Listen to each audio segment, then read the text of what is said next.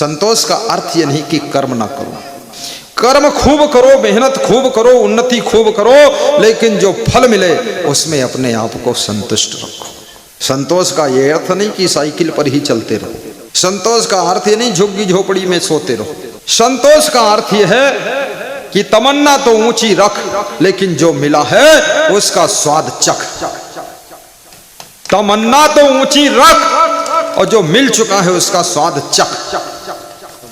ये भी तमन्ना रखो कि बहुत सुंदर घर बनाऊंगा महल जैसा। ये भी तमन्ना रखो 4 व्हीलर गाड़ी भी लाऊंगा और धनवान भी बनूंगा।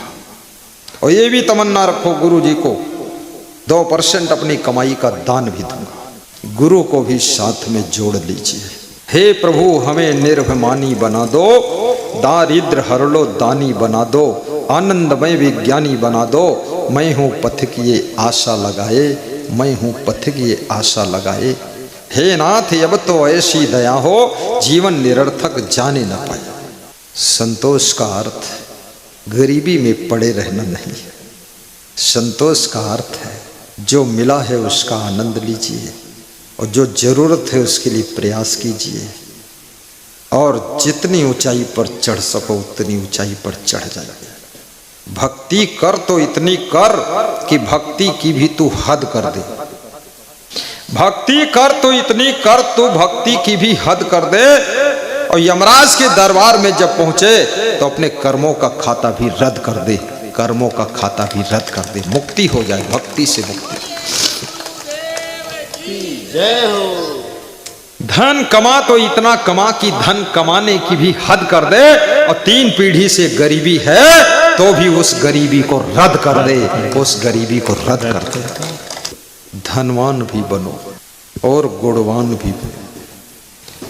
अभी महान संत श्री बाबू साहब ने कहा था कि मानुष तेरा गुण बड़ा, मानस ना वह काज, हाण न होते आभरण त्वचा न बाजन पाज। हे मानो तेरे गुण बड़े, तेरा मांस बड़ा नहीं है, हड्डी बड़ी नहीं है, तेरी खाल बड़ी नहीं है। ये हड्डी मांस खाल दे तो सब सड़ेगा, आग में जलेगा, सब मरेगा, सब होगा, लेकिन तेरे गुण की सुगंध मरने के बाद भी रहे। तेरे गुण बड़े। आज महाराणा प्रताप नहीं है लेकिन उनके वीरता के गुण की सुगंध है। आज मीराबाई नहीं है लेकिन उसके भक्ति के गुण की सुगंध फैली हुई है। आज कबीर साहब नहीं है, तुलसीदास नहीं है, लेकिन उनकी सुगंध तो आज भी है। इसलिए गुणवान भी बनो। गुणवान बनोगे संसार में सुगंध फैलेगी। चरित्रवान बनोगे चित्र की भी पूजा होगी, और महान बनोगे तुम्हारा यश फैलेगा। धनवान बनोगे सुविधा से जिंदगी जीने का शुभ अवसर मिलेगा। इसलिए धनवान भी बनो। और विवेकवान बनोगे तो गलतियां नहीं होंगी, हमेशा सुख मिलेगा। वैराग्यवान बनोगे जन्मों जन्मों का माया मोह का बंधन टूट जाएगा और मुक्ति मिलेगी। और विचारवान बनोगे तो भटकना नहीं पड़ेगा। इसलिए गुरु का संदेश है कि सुख चाहते हो तो जो बताया हूं ये सब बनना पड़ेगा। सत्संगी भी बनो, फैक्ट्री भी चलाओ, कंपनी भी चलाओ, प्रॉपर्टी डीलर का काम भी करो, लोगों का शेयर भी जोड़ लो, ईमानदारी से काम करो। 10 करोड़ की जमीन खरीदना है, जमीन खरीदने में सोच विचार कर लो। ऐसी रोड पर जमीन लो जो रोड डेड रोड ना हो, मरी हुई रोड ना हो, जीवित रोड हो, जो रोड डेवलप हो रही हो, जिस तरफ लोगों की मार्केट बढ़ रही हो, जिस तरफ से आसार दिख रहे हैं कि बहुत गजब होने वाला, उस रोड पर प्लाट लीजिए। ऐसी डेड रोड पर प्लाट ले लिया, सस्ता ले लिया। बिजनेसमैन की सबसे बड़ी हार वहीं पर होती है जहां पर उसका पैसा फंस जाता है। पैसा रनिंग में रहना चाहिए, पैसा दौड़ना चाहिए, पैसे का आवागमन बना रहना चाहिए। भले प्रॉफिट कम हो लेकिन फटाफट इधर लिया उधर दिया, इधर लिया उधर दिया।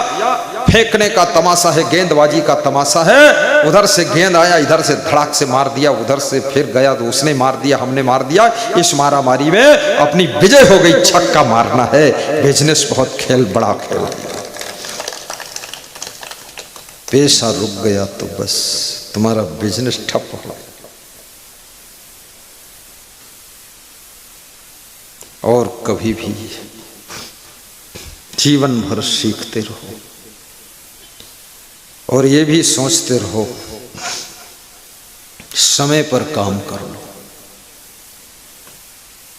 अगर गेहूं आपने नवंबर में बोया है तो फसल अच्छी आएगी, लेकिन आप अप्रैल में गेहूं बोए तो आपका बीज भी जाएगा, खाद भी जाएगी और कुछ होगा भी नहीं।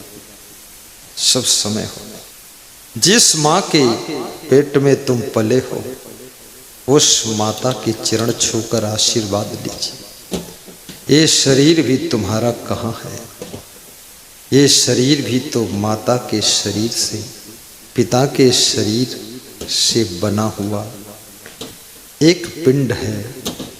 जिस समय वीर शिवाजी ने अपनी माँ से कहा था, माँ मैं अपने शरीर के चमड़े को निकालूं और जूते बनाऊं, तेरे को पहनाऊं, तो शायद मैं माँ के ऋण से उर्ण हो सकता।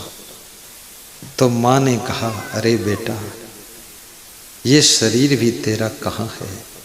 ये शरीर भी तो मेरे शरीर से ही जन्मा है। इसके जूते चमड़े के बनाएगा तो भी उर्ण नहीं होगा, मुझे पहनाएगा तो भी उर्ण नहीं होगा। अगर उर्ण होना है तो जिस भारत माता की गोद में तेरा जन्म हुआ है इसको गुलाम होने से बचा और इसकी रक्षा कर, तो मेरे ऋण से उर्ण हो जाए। भारत माता